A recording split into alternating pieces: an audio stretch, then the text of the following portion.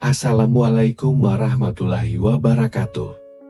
Pernahkah sebuah keberhasilan justru menjadi pintu kehancuran? Inilah kisah seorang pemimpin yang dulu begitu dicintai rakyatnya, Ki Ageng Pandanarang, dari sosok yang beriman dan dermawan. Berubah menjadi penguasa yang terjebak dalam kesombongan, kikir, dan hanya sibuk menimbun kekayaan. Pemerintahan ia abaikan. Pesantren yang dulu ia rawat kini dibiarkan sekarat. Hingga akhirnya, keadaan itu membuat seorang wali turun tangan.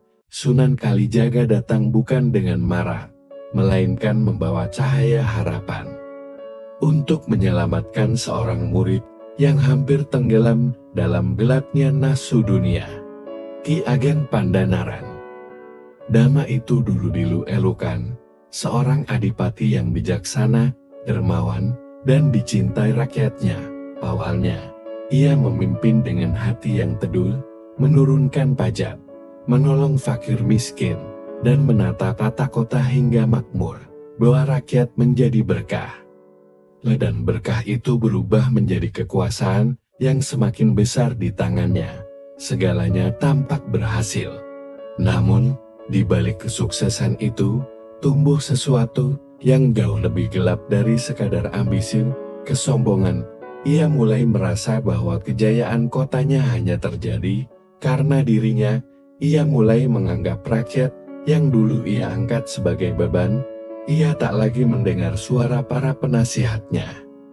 Dia menatap segala pujian sebagai bukti bahwa dialah pusat dunia, dialah sumber rezeki dan kemuliaan. Setiap langkahnya kini disambut sanjungan, dan sanjungan itu ia telan mentah-mentah. Tak lagi ada ruang untuk rendah hati. Dinding istana dipenuhi pajak dari rakyat. Konon sebagai tanda terima kasih, para pedagang dipaksa memberi upeti. Ia mengubah kekayaan negeri menjadi simbol kejayaan pribadi. Orang-orang mulai berbisik, adipati kita sudah berbeda. Di balik pilar istana, rakyat menunduk bukan karena hormat, tapi karena takut. Ketika ia berjalan di pasar, tak ada lagi mata yang berani menatapnya, dan setiap hari, ia semakin yakin bahwa hanya dialah yang pantas dipuja. Sampai akhirnya, doa-doa yang dulu memuliakan kini berubah menjadi keluh kesah yang menggetarkan langit. Rakyat yang pernah ia angkat, kini justru ia injak. Keserakahan itu menjadi titik kejatuhan yang perlahan mendekat. Tanpa ia sadari, kesombongan memang tidak pernah datang tiba-tiba. Ia merayap pelan, menyusup lewat keberhasilan, dan pada akhirnya, keberhasilan itulah yang menjatuhkan seseorang yang lupa dari mana ia berasal.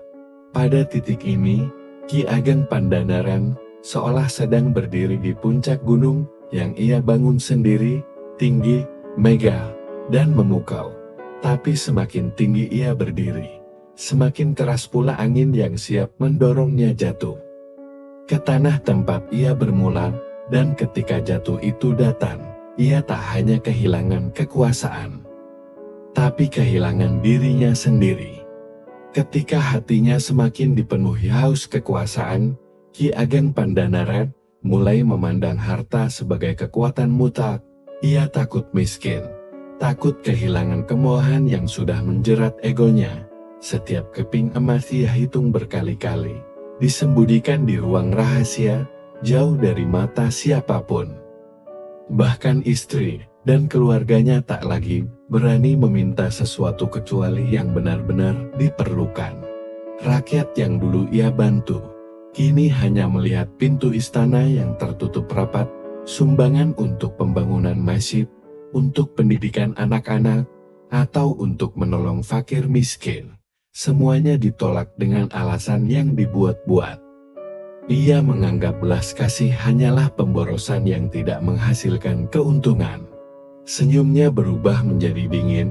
Ia mulai memandang semua orang sebagai peminta-minta yang ingin merampas miliknya.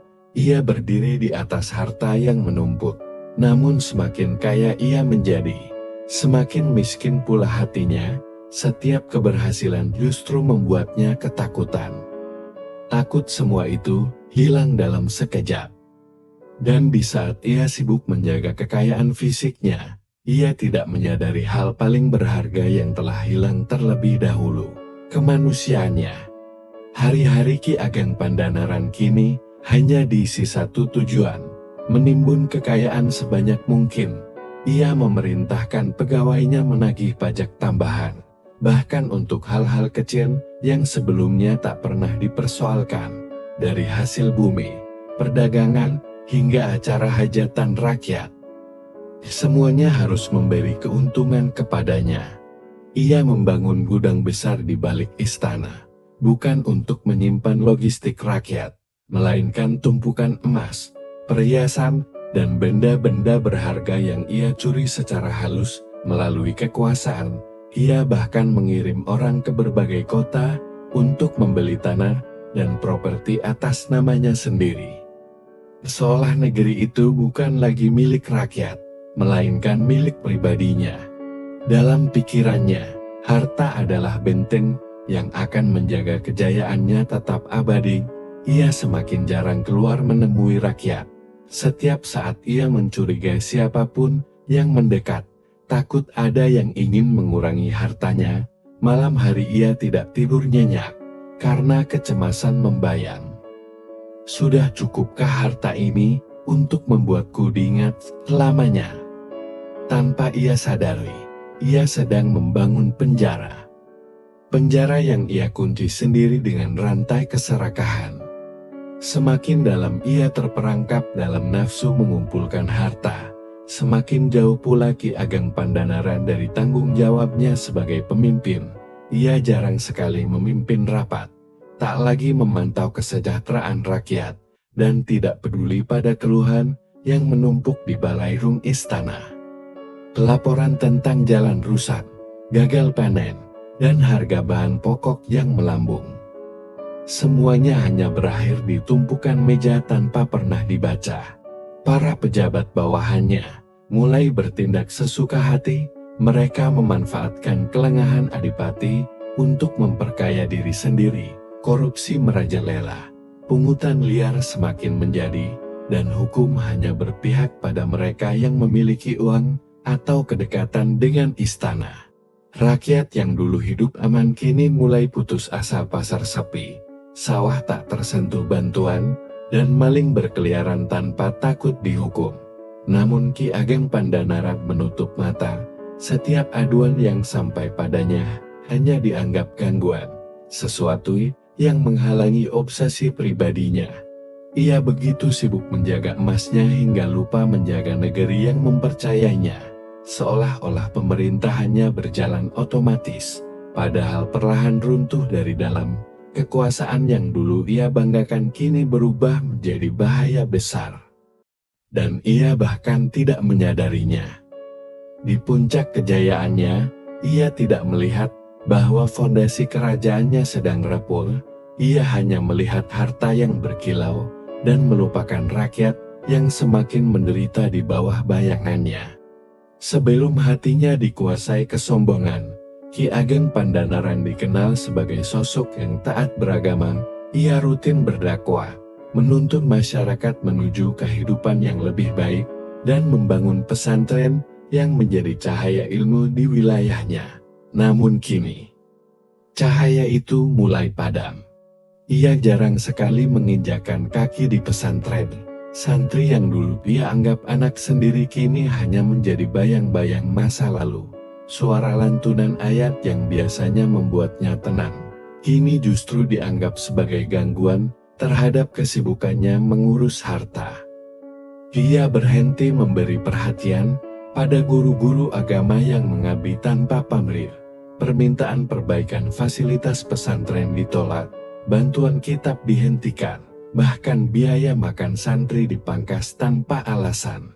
Kata-kata bijak yang dulu mengalir dari lisannya mendadak hilang. Ia merasa tidak lagi membutuhkan nilai-nilai luhur yang pernah membesarkan namanya. Baginya, kekuasaan dan kekayaan lebih menjanjikan daripada pahala dan keberkahan. Pesantren perlahan sepi. Banyak santri pulang karena tak sanggup bertahan, Guru-guru hanya bisa menatap bangunan yang mulai rapuh, berharap suatu hari pemimpin mereka kembali tersadar. Tapi Ki Ageng Pandanaran justru berjalan semakin jauh dari jalan yang pernah ia pilih. Dalam kesibukannya mengejar dunia, ia lupa bahwa dahulu ia berjanji untuk menuntun manusia mendekat pada Tuhan. Kini ia bahkan tak mampu menuntun dirinya sendiri. Kabar tentang perubahan Ki Ageng Pandanaran akhirnya sampai ke telinga Sunan Kalijaga. Suatu masa Pandanaran adalah muridnya yang paling gemilang, pemimpin yang diharap menjadi teladan bagi umat. Namun kini, yang terdengar hanyalah keluhan rakyat, pesantren yang ditinggalkan, dan seorang pemimpin yang terjerat egonya sendiri. Sunan Kalijaga tidak bisa tinggal diam. Ia memandang masalah ini bukan sekadar kemunduran pemerintahan, melainkan bahaya bagi jiwa seorang yang dulu sangat dicintai Tuhan. Dalam keheningan malam, beliau bermunajat, memohon petunjuk, apakah masih ada jalan bagi muridnya kembali. Dan dalam hatinya muncul keyakinan, ia harus mendekati Pandanaran, menyentuh sisa kebaikan yang mungkin masih tersimpan di relung jiwanya. Tanpa rombongan, tanpa pengumuman, Sunan Kalijaga memulai perjalanan menuju wilayah yang dulu bersinar karena keberkahan. Dengan jubah sederhana dan tongkat kayu tua, ia melangkah pelan, namun setiap langkahnya membawa harapan. Rakyat yang melihatnya lewat hanya bisa berbisik penuh harap. Semoga kedatangannya membawa cahaya. Sementara itu, Ki Ageng Pandanaran tak mengetahui bahwa badai perubahan sedang bergerak mendekat. Bukan untuk menghancurkannya, tetapi untuk menyelamatkan hidup dan iman yang hampir hilang dari dirinya.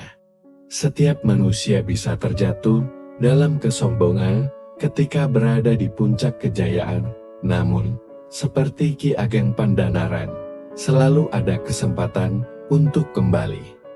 Selama kita mau membuka hati menerima teguran dan hidayahnya. Kisah ini mengingatkan kita bahwa harta dan kekuasaan bukan ukuran mulia. Tapi bagaimana kita menjaga amanah yang Allah titipkan. Terima kasih sudah menonton kisah inspiratif ini. Jangan lupa support channel ini dengan like, komen, dan subscribe, agar kami terus semangat menghadirkan kisah penuh makna lainnya. Sampai jumpa di episode berikutnya. Wassalamualaikum warahmatullahi wabarakatuh.